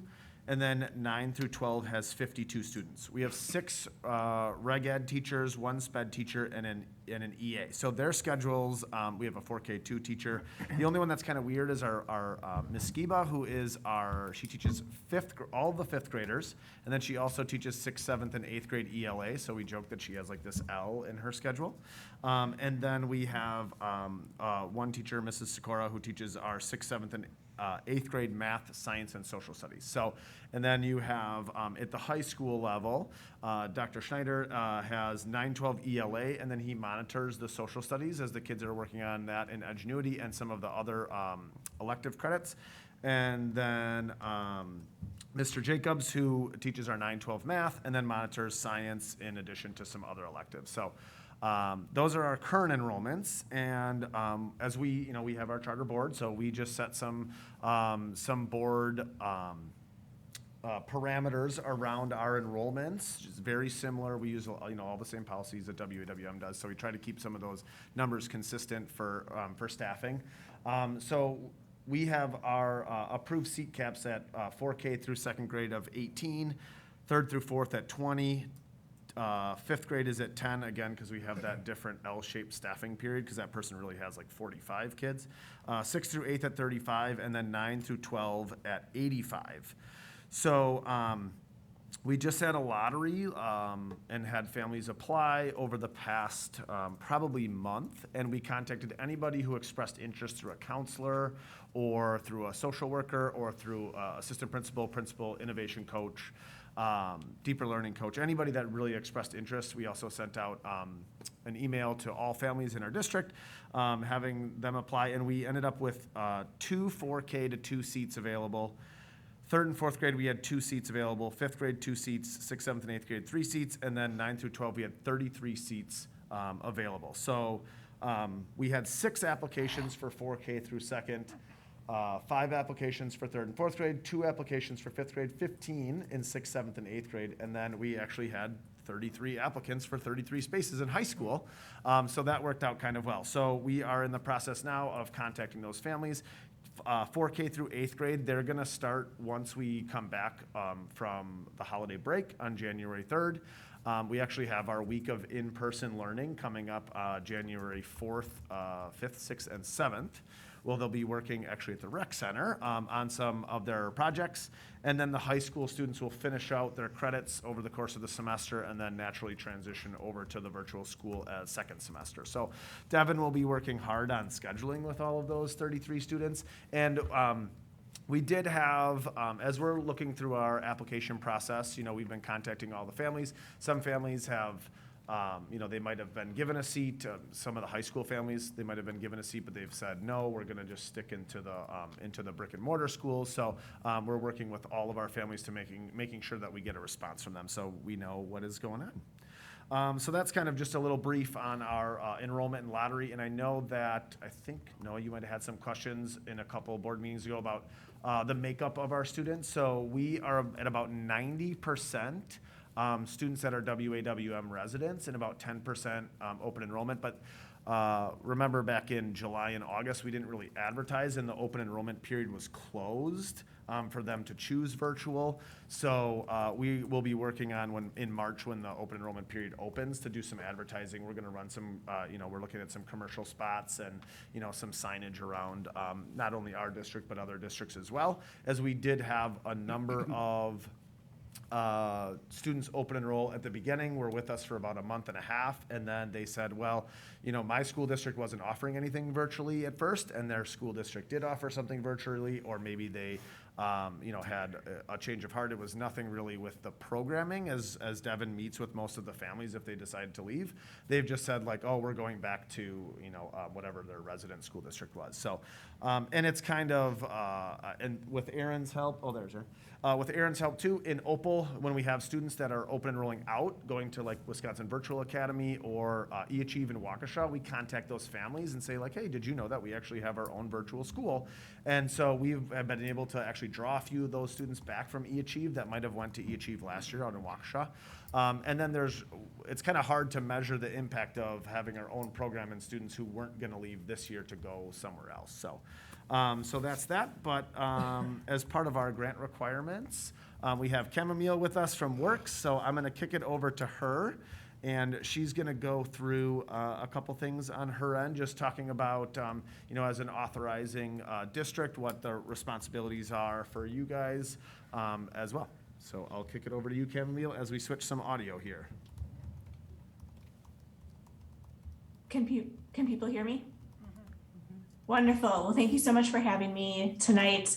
I want to start out by thanking the board so much for taking your time. I appreciate all that you do for students and for your community. I know that it's a really hard job and there's lots of contention, so I appreciate your time and your thoughtfulness that you put towards the schools and the community within your district. So my name's Chamomile Nuss. I'm with the Wisconsin Resource Center for Charter Schools. We were created to support charter schools that are getting grant funds, just like your Deeper Learning Institute.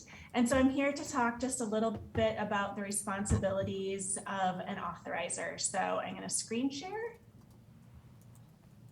Great. Looks like you can see that. All good.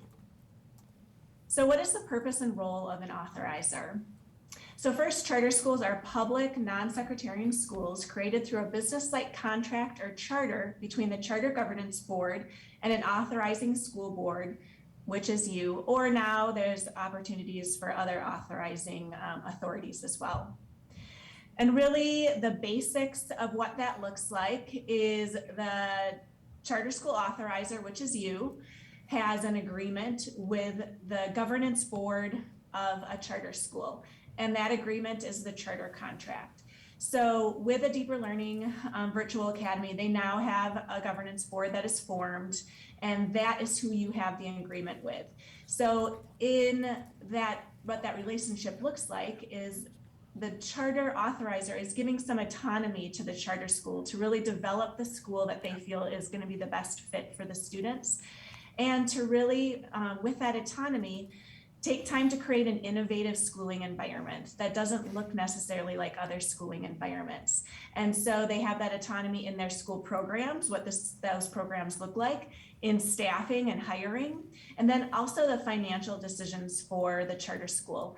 That is especially important when we're talking about the grant funds that charter school received. That charter board has 100% autonomy on how those grant funds are spent.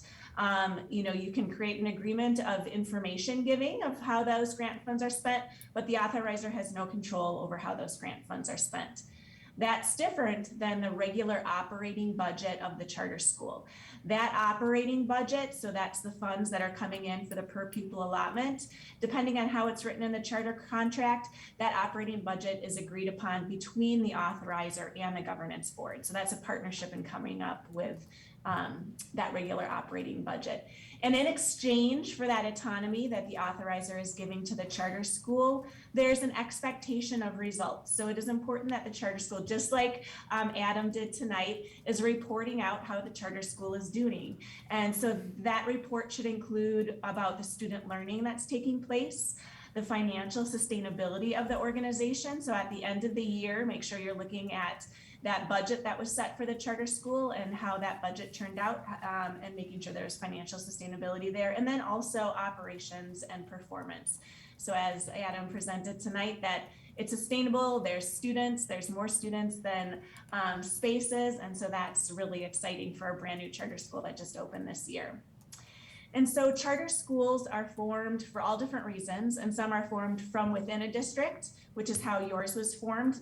You saw a need for a virtual program and you're fulfilling that need. Sometimes a charter school is formed from maybe a group of parents or some outside organization that approaches the school district with an idea of what a charter school can be. But really, those charter schools should be places of innovation, learning improvement to meet the needs of all learners, and you're really seeing that with your virtual program.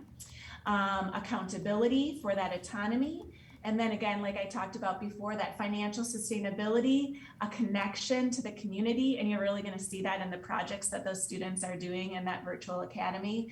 And then family and student choice, right? Without that virtual option, just like Adam was speaking of, you're potentially going to lose those students to other school districts and other schools.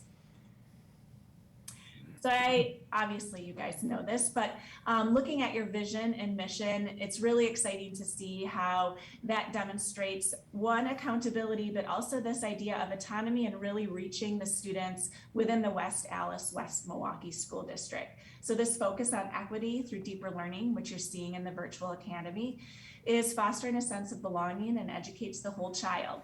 So it's just great to see that mission is really living in the principles and ideas of the charter school that was formed. Same with the vision. So kudos to you for creating that. So as an authorizer, your three main duties are: one, to uphold best practices for schools, to encourage and endorse school autonomy and choice, and assure student and public interests are met. And so that flow of autonomy and accountability. So first we have the federal government, and then that flows through the state of Wisconsin. So state statutes, state accountability, charter school law, open meeting law, all the charter school must abide by all of those things. Then through the authorizer, so you are in charge of the charter contract, that agreement that you have with the charter school, authorizer policies and procedures that the charter school has not chosen to exempt themselves from.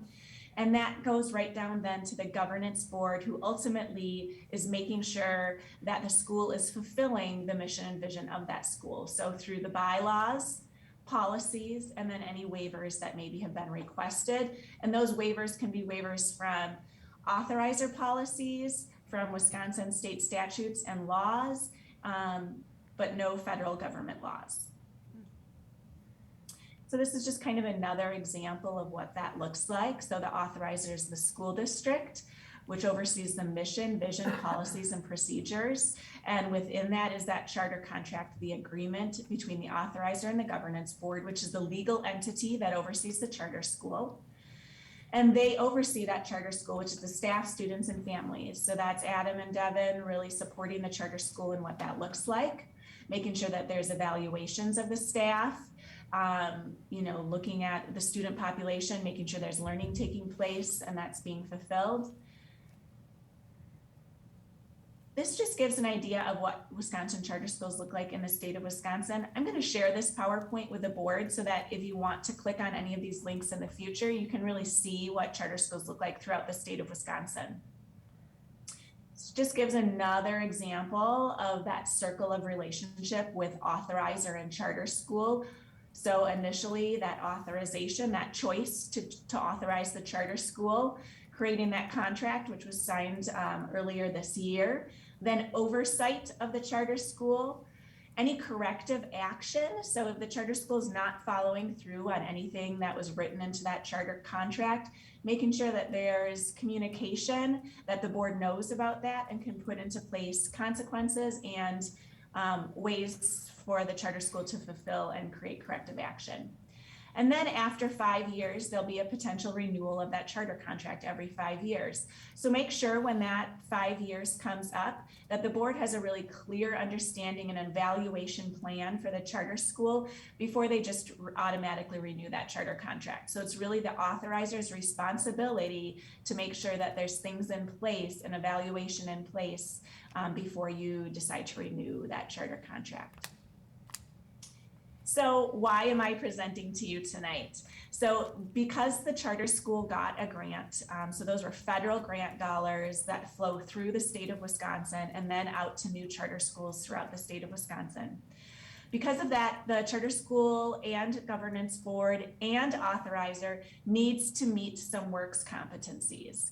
And so by me presenting this to you so that you have a better understanding of the roles and responsibilities of an authorizer, you are fulfilling the competency for the authorizer. So every year of the grant is a 5-year grant cycle.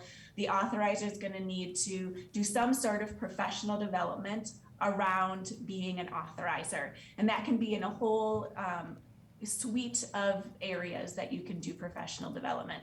So just know that for this year, it's taken care of with this presentation. And then when we come to next year, we can work on what the board might want to learn, and I can help facilitate that learning. I can maybe provide it for you, or we can get another expert in depending on what area your board wants to learn about as an authorizer.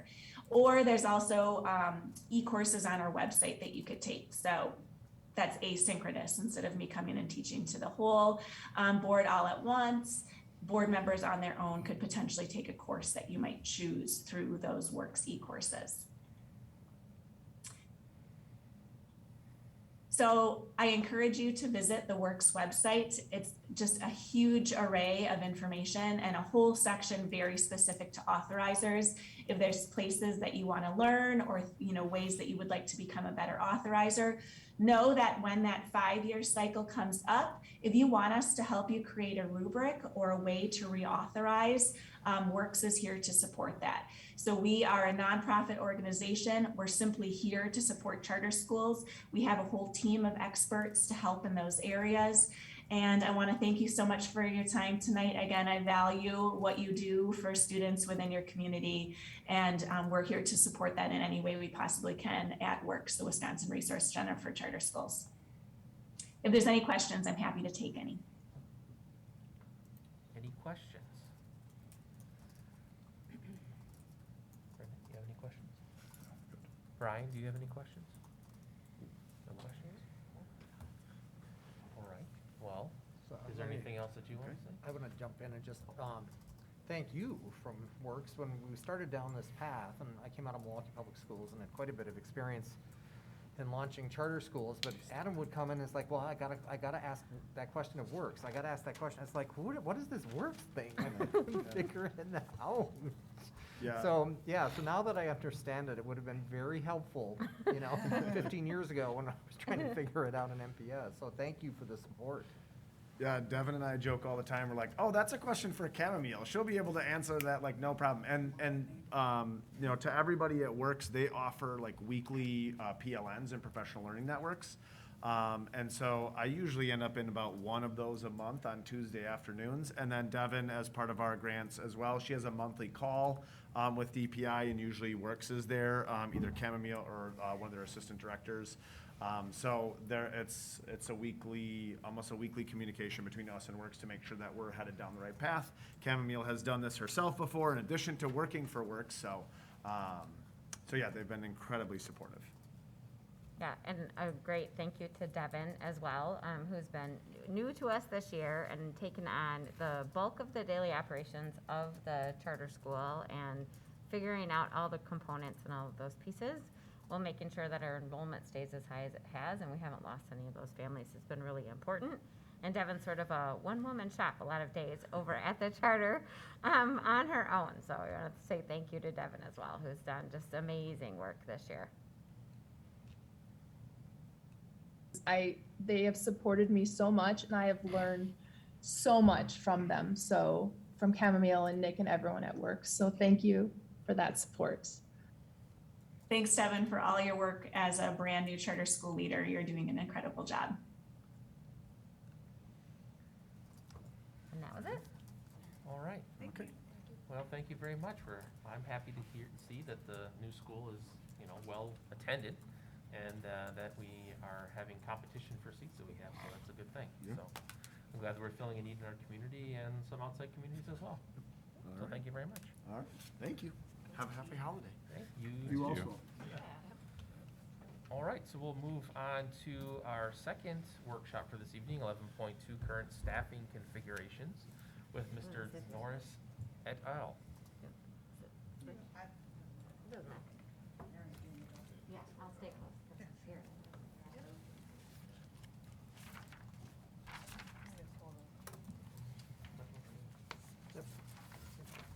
Like the red staples.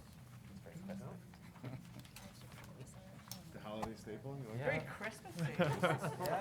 It just so happened to work out that way. It was not planned, but it was a pleasant surprise, I'm sure.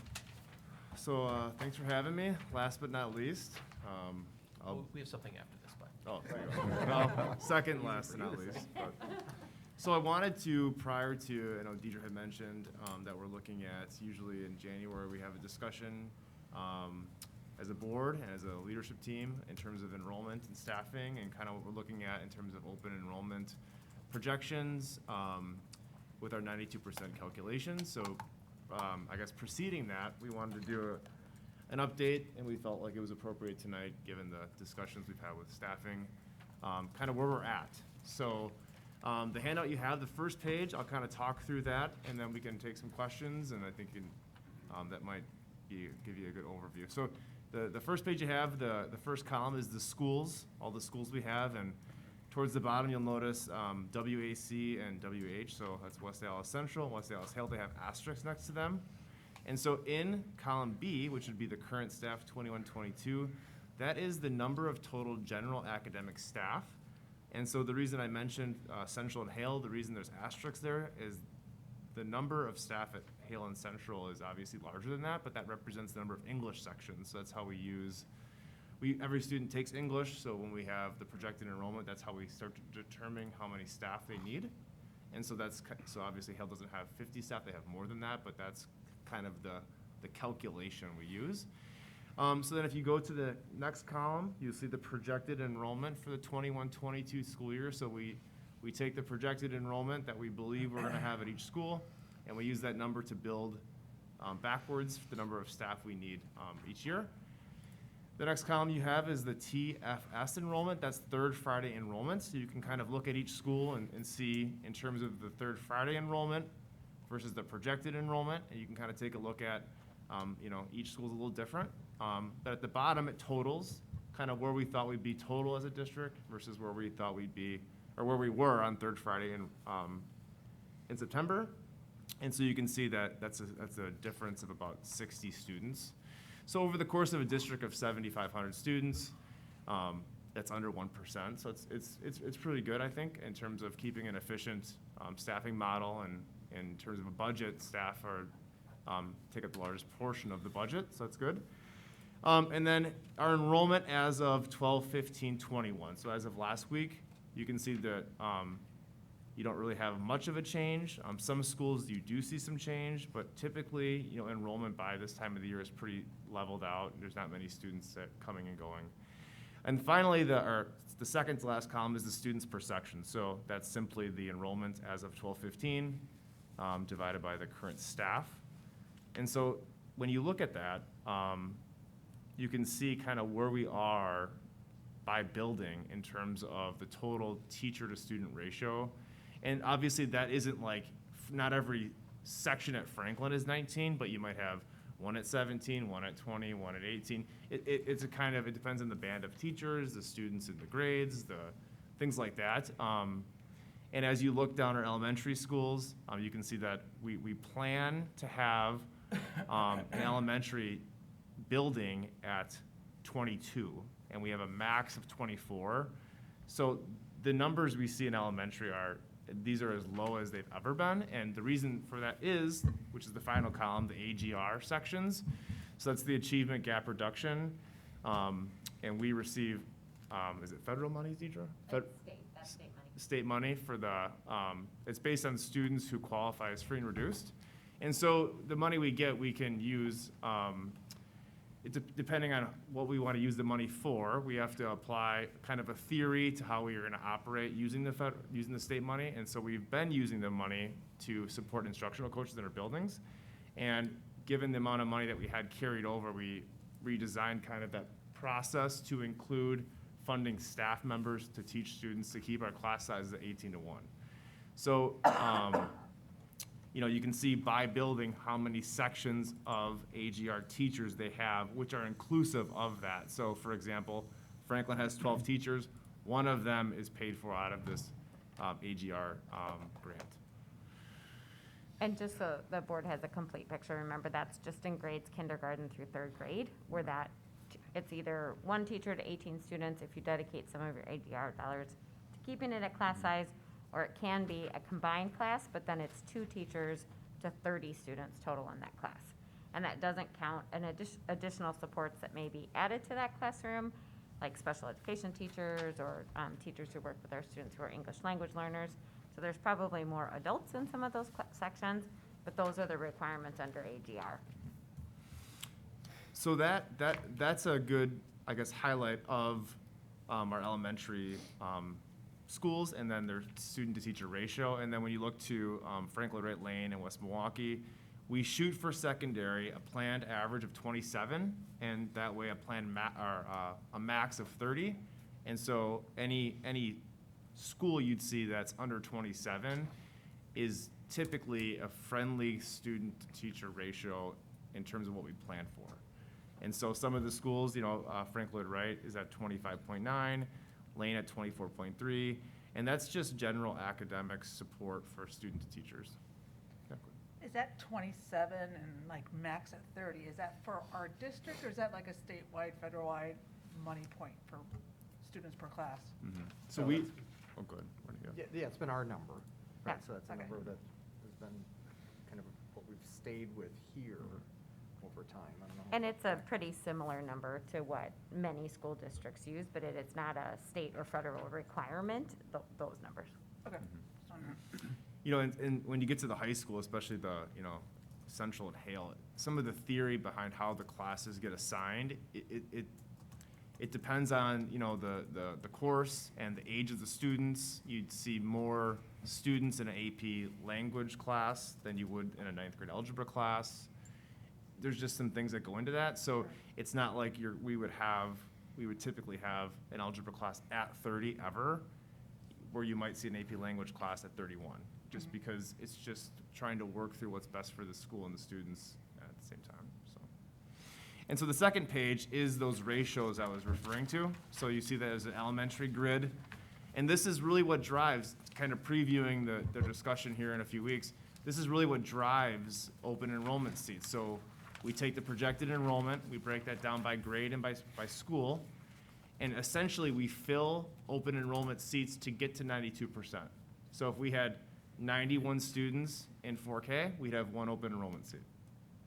Because we would fill, if we had 100 seats available, we'd fill to get to 92. And so you can kind of look at this grid, and that would show you, in general, when we look at open enrollment, that's how we, using our calculation, get to determine which seats and which grades we have open. And then one other additional thing we were able to do with some AGR carryover dollars this year was offer some limited term positions to some of our interns. So AGR dollars are assigned by school. So we had 3 schools that had enough carryover money that don't need to hold on to some of the carryover money in order to keep class sizes a little bit lower going into next year as well, trying to provide ourselves a little bit of a buffer. I think our class size has been a saving grace in a lot of situations for our staff this year. And so it's been fortunate for us that we've been able to do some of that and use some grant dollars to support it.